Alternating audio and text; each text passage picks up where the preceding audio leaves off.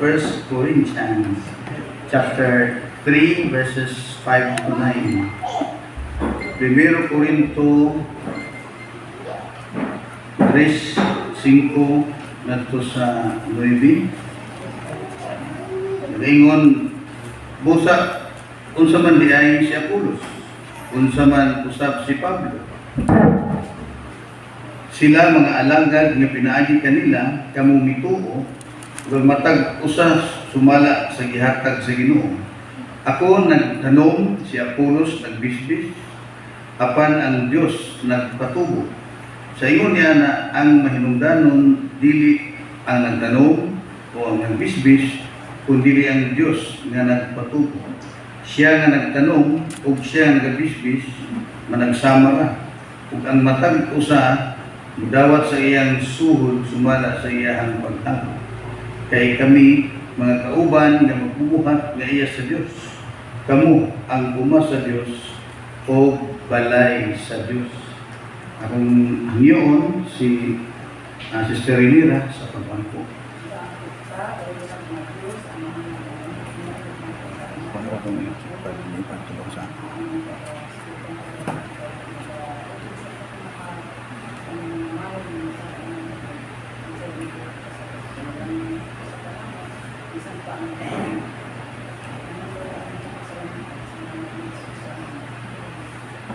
Amen. Kay maglingkod ta.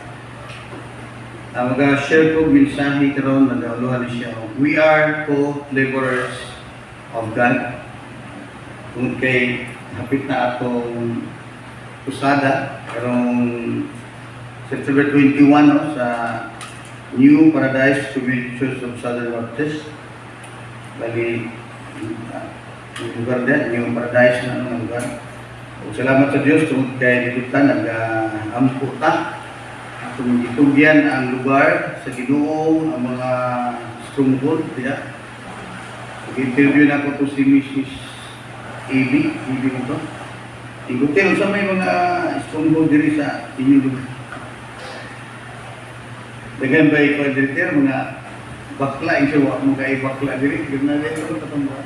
Dagan mga tumboy diri, wala man, sugal diri, gana. Kuha na ang sugal niya, murag na kuha na sa gobyerno, kaya kapun man ang mga sugal.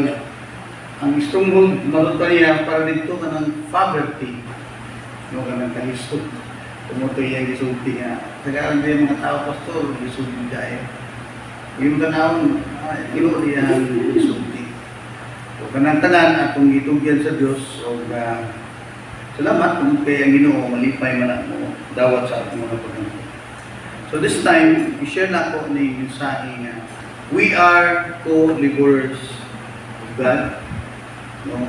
Itang tanan mga kauban sa buhat, mga servants, mga alagad sa Ginoo. So bali, wala yung labaw no, anak sa ato. Lain-lain ang tao, mga gift nga gamiton sa Ginoo.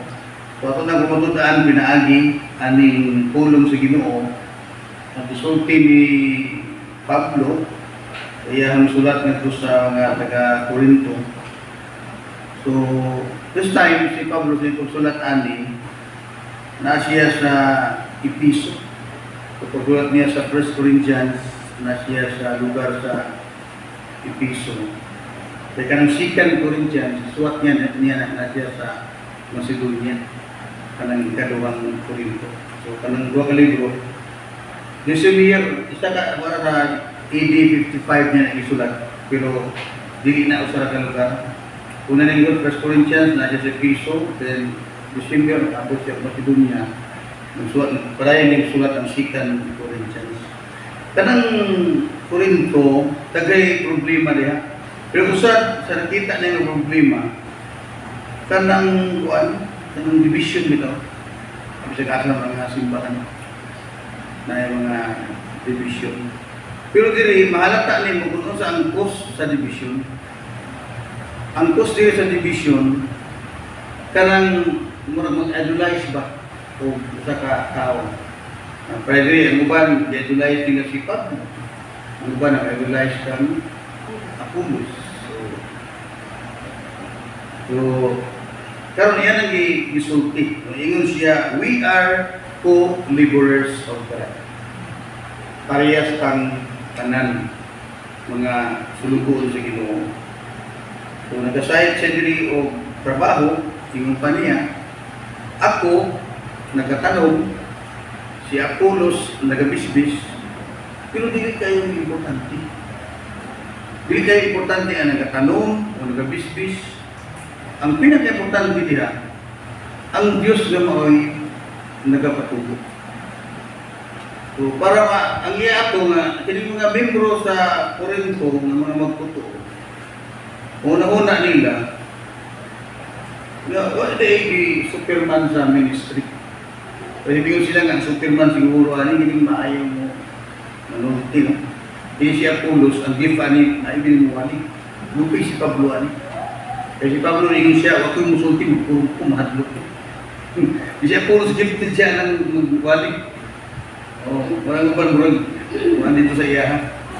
So, taran ako, kini nga problema, muna nagkakahitang bukod gihapon sa atong mga panahon karon. Nga si Pablo yan, di-klaro ng tanan nga ipaniya, na sa verse 6 na niya gisulti. Nga ingon siya, ako nagtanong, si Apollos nagbisibis, kapan ang Diyos ang nagpatuloy. So atong tanawin tulo kang mga butang na ang Tagalog pagtagad. May tungod aning we are co-laborers of God. Una, kining yung ni Pablo nga siya katanong, planted by Paul. Kaduha kining watered by Apollos. Then ang ikatulo, God give the grace. So ato ning naman namon, no ato ning ingon ni Pablo nga siya daw nagatanom. So naay mga alagad sa Ginoo o mga magtutuo sa Ginoo nga mas sayon sa ila magtanom. Meaning, kanang mga tao nga dahil na kayo maka-solving ba? Dahil na kayo maka-open o hantod talo niya sa pag-share of gospel. Mga gift na siya. Itawag na lang mo sa una nga nakay-gift sa pagka-bulldozer. Kaya, di ba ang bulldozer mo open yung dalan bago abunuhan o mga limestone, hanggang yung mga simintohon. Pero ang una yung ni-attack anang usakan lasang bulldozer. Ang tawag nila, benign. So kanang mga tao dahil kayo maka-open o gospel ngadto sa unbeliever, bulldozer na. Iyahang tamnan dayon sa pulong sa Ginoo. Sa atong panahon karon mga kuan sila mga evangelist. May mga magrupo-grupo niya manangyaw so evangelistic work na. Doon tayo na sa una kay Billy Graham. Kung gabantay mo si Billy Graham, ila man to, the greatest evangelist sa modern time. Kay ginasurvey man ko. Kung siya mag-crusade, pinaka-daghan niya nga attendee sa Osaka. Mga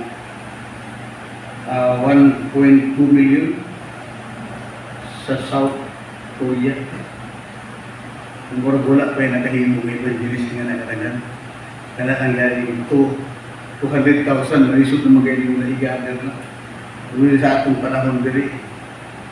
Si Ilisuriano, nakagather ko noong 19,000 sa Araneta Coliseum sa Young Bible Exclusive. So, i-consider na siya na usa ka great evangelist sa Pilipinas. 19,000 yung mga tao sa Araneta. Natipo na ni Ilisuriano. Pero kapas mo rin, Billy Graham, 1.2 million, wala ka ikog si Suriano. Wala ka 200 ba, 200,000 ang ikog. No? Iya, 19,000 na iya ha. So makita niyo mo, ay mga tao nga ang gift yung na bulldozer, nung mga nagtanom. O sila ba labaw kayo sa mga nag-bisbilis? Kung wala yung pa mo, kung wala iya na. kita kami nasa verse 9 ingon niya mga co-laborers. Siya nga nagtanong ug siya nga nagbisbis nga managsama ra ug ang matag usa nadawat sa iyang suhol sumala sa iyang abot. Kay kami kauban nga nagabuhat na iya sa Dios. Co-laborers. Kita mga co-laborers. So, karon na panahon mo, atong moderator ko aron Manila. Si Pastor Rafael ko as Manila. Tungod aning bali planted by Paul, ipugas kaya gini Pablo, ang evangelistic ko, mo na ang biligrahan diha ko na. Tungod kay Samaritan course, ang gadala anak daw, ang anak no si Juan Franklin Graham, anak na ni Billy Graham. Bali, ilagyan mo na ministry. Tutuan mo dito 3 days training nila sa UCC na nakapit atong miyaging tuwi. So na yung mga deaf, no, mga abilidad nga ingon niya na walay wala dili na sila ingon nga mas labaw kaysa uban. Kung nakitang tanan isa gyud. Kung lain-lain ng tao gasa. Kung ang ilang hiyas, dali sila magkatanong, dali sila magkakalot, butang rin o pinhi. Kita kung siya maglisod ang uban, lahat o deaf, maglisod o open ang saon niya pag-share sa mga balita. Pero, yung si Pablo, ako ang nagtanong, meaning, ako dili ko labaw niya, puro siya, puro siya labaw na ako. Pariharami ang mga tanong. Okay, so ano sa ikaduha? Ang ikaduha is watered by Apollos. Naningon siya, verse 6 ng Giapo na. Ako ang nagatanong, si Apollos naga-bisibis, no? Naga-bubok. So kung aton, imo ang interpret sa atong termino sa karon ng panahon. Mauning mga mahilig maguna-guna sa discipleship. Ika nang iyang ginahuna nga iyang i-disciple, mga luwas na na. Noong mga sinangyawan na natong akong ingon na tigtanong. Yung dalo nila, ang kahangawa niya, dili na, kung saan nga maluwas sila, gikan sa interno. Sumoto ang kahangawa nga naa sa nagtanong. Ang ila karon, kung saan yung mga tawhana, nga magamit ni para sa ministry. So, i-disciple na sila. Kung nag-ingon nga, gibis-bisan, tubigan. So, sa atong panahon ron, matuto na ito, labi na tayo mga panahon, dalo na ito sa seminaryo. Muna nga itong SPBTs. Yung SPBTs, gawin naman na po, nga dili ng tanan, mag-adto dito, kung mag-hipot taog si. O, karang seminary, education by extension. Yung magibalik mo na ron sa atong director nga si Walker, si James Walker, gibalik niya na karaan, yung gatong itawag ng Pilbes, ganoon mo itong Pilbes sa una. So itong Pilbes, kung kaabot ato, pero gusto mo iba. Pag undang sa Pilbes, nagpag-convert na ito, hindi mong C. So muna nga, ang tanan ako training sa theology, nasa C. Siguro, mga kapatid ko yung paso sa seminary. Pero gano'n yung mga training ba no? Sa C. So, tangtod nga, nahimo kong kuhan, ganang maestro sa T, SPBT. Itong SPBT, kanang gitawag ko, seminary, tawagan ni, kalimutan ko, SPBT. Kang mana ang James, Jennings ba? Jace Jennings, no? Gimo ko niyang maestro ali, kami doon ni Pastor Spanto. Then, ito binagatundo sa Forest Drive mga pastor ato. So, sa mga estudyante, mga dyan ni Pastor Platon, Pastor Jumar, Pastor Del Castillo, tapos apil ni si Banghilio na nasa DNR karon, si Inta nga, wala naman kita ron, pero nakagamandos na rin. Ikato si Simeon Suwan, Papang Ricky. So, mga estudyante dito na, no? So, hindi nga, nabilong niya sa gitawag o watered by Apollos. Nang bisbis nga ang kahangawa, maunga, kung saan nga magamit mo sila. So, lahi ang kahangawa ang ibutang sa Diyos sa iyas nga naa sa iyang mga laborers. Kung usa, kahangawa, kung saan nga di sila may impyerno, planted by pool na. Diba? Kahangawa nga sila magamit yun sa Diyos, sa buluhaton, watered by Apollos na. So, yun si Pablo, kaming duha, puro alagad sa Diyos. Lain-lain lang ng Diyos. Mauna kita. Mauna kita sa atong pag-adto sa New Paradise. Manalay simbahan nato diya, no? New Paradise, Community Church of Southern Baptist. Okay, para naman hindi sa ato, ito ako din, Managoy, Community Church of Southern Baptist. Ang New Paradise, Community Church of Southern Baptist. I-consider nato as daughter church. So, ang mitalidad nato anak, oy, labaw din sa ato. Di naman kaingon nga, ay kay pastor nato ng buluhaton, kay siya pastor. May mga pastor nato din, Pastor Elmer, Pastor Brian, ilan ang buluhaton din sila mga pastor. Okay, ang mga diakono na. Di, yung si Pablo, si Apollos, o ako. Parihara. Mga alagad sa Diyos. More, pagtanaw sa Ginoo sa ating tanang, walay labaw sa atin. Pero na ay bukod, butang yun ni Pablo sa kasing-kasing sa tanan. Nangingon siya, last ikatulog, nangingon siya, God give the increase. This is a crucial. Walang crucial sa mga Kristohanon, kaya kung hindi masabtan, mupus ni into discouragement. Daga-daga yung mga ilang banggiitan ng mga leaders na karoon wala na. Tungod, ani, nga naman, ibutang sa ilang kamot ang tubo sa simbahan. Na sila mga listahan nga pila na convert, pila na convert. Ito, pinitubo, pag ako sa tumoy kayo, may nakita, o may alivyo, discouraged na. Maunay, gibutang nila sa ilang kamot ang trabaho sa Diyos. It is so crucial. Hindi gusto. Na every year, mag-inventory ka. Kunya, kung walay ganan siya, magdanganin. Ingon si Pablo na may bukat para sa ako ni Pablo diri nga. Kami nituman ra. Asa ni nga verse? Mao ni ang pinaka nindot mo ni ang maghugong sa imo nga bubunga man o dili magapadayon ka sa buluhaton sa Dios. Kaya ingon si Pablo nga kami nituman lang. Asa niya nagisulti kanina?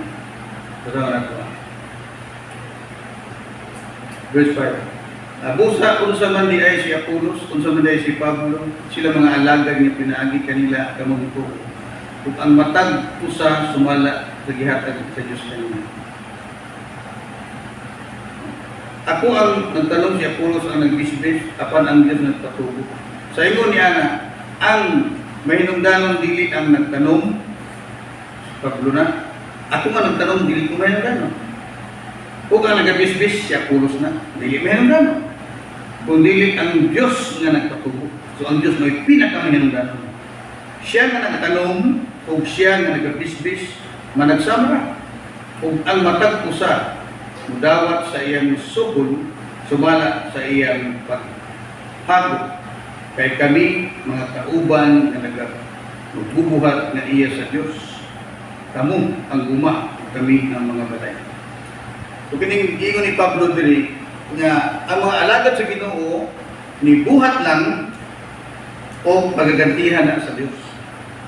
Buting nun ang tawagan na kitang imong tentang gatulog sa iyo tawagan na imong buti tawagan na imong natulog nimo ba na hinungdan nga mubuhat ka no hinungdan nga mubuhat ka dili kay nag apas ka mo increase gid no mutubo gid kay imo nang gikuha ang buluhaton sa Dios. Di ba gibutang nimo sa imong kamot ba? Ang kuani pa diri mutuman ta. Kung sa gipabuhat, mutuman ta. Dili mo pagkuhaon ang power sa Dios kay iya man God give the increase. It is not a commercial business. It is a living organism na atong itrabaho. Ang pinakadubukan sa pasabot ni Pablo dili mag-increase o wala, mutunan ka. Mauni pa pinatuloy. Mauni ang pinaka sentro sa ipasabot ni Pablo. Una, gusto niya nga balansi ang tanaw. Walay labaw aning, walay di labaw si pastor, di labaw ang tiyapuno, di labaw di Pablo, di labaw si Apolo, di labaw ako. Pariharata, holy brothers. Kunya ang patubo ni tanan ang Diyos. Ang ako, tuman na ay ganti. Tuman. So kung para ang motivation sa usa nga Kristohanon,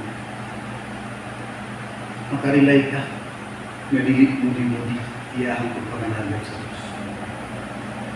Ika makaingon nga, alam mo, last year, nasigay na. Karon huwag na pasimot-sirot na. Dili na, murang ka si Pablo, na nagagkakutan yun na hangtun niya ako sa Roma, hangtun niya tubang lang ang kumakayon, ug moingon, I put the good fight. Pareha sa itong anak doon, kanang akong anak, ibutang mo ng future niya sa imong kamo, maugtas ka. Karon pa lang nabala ka na kasi maasawa ni, mag-asawa ka ni pa sa kutas balay. Anak ka lang daan, maugtas na ka. No?